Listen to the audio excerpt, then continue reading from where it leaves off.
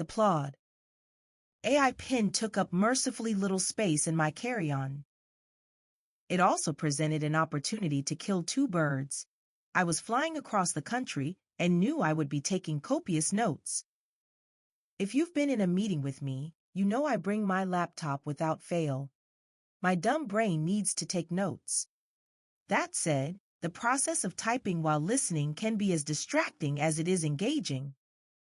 At the very least, it stands between you and a natural conversation, especially in those moments when you're still typing after the other person has finished talking.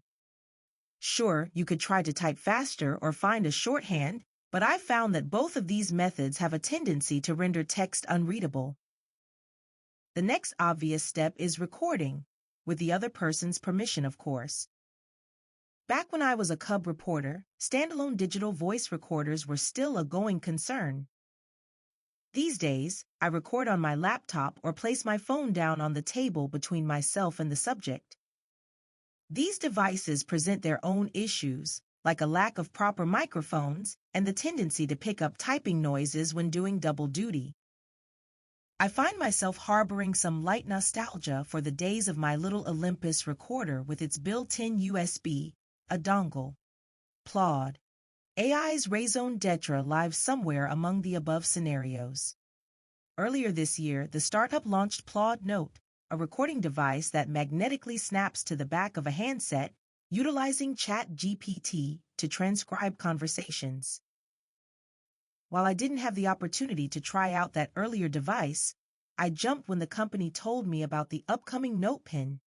I'm skeptical that the product has a large target audience in the days of do-everything smartphones, but I was sure that I was part of it. Sometimes it feels like I take notes for the sole purpose of having something to do in meetings. I say this because many of my notes just languish due to an inability to find pertinent information or just general unreadability. AI has helped a lot on both fronts when I upload recordings to the AI-based transcription service.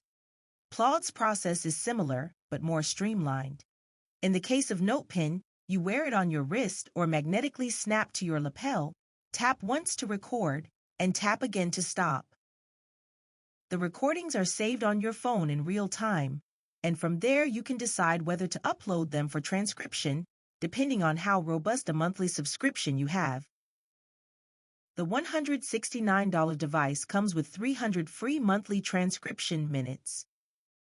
A Pro plan, meanwhile, is $6.60 a month, quadrupling the transcription minutes and adding a few features like custom templates and Ask AI, which the company describes as an AI agent to extract more information from recordings, information that was not discovered through summary templates, and information that spans multiple recordings.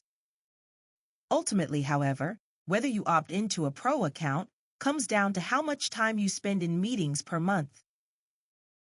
Given that most of my meetings are via teleconference, I don't suspect I'll upgrade. Who knows, though? Maybe the millions of briefings I take at CES in January will force my hand. One thing I really appreciate with Plaud is the company's deliberate design. The concept of life logging was a bust. I suspect this is due in large part to the fact that most people don't want to record all of their daily comings and goings. And the people they encounter generally don't want to be recorded.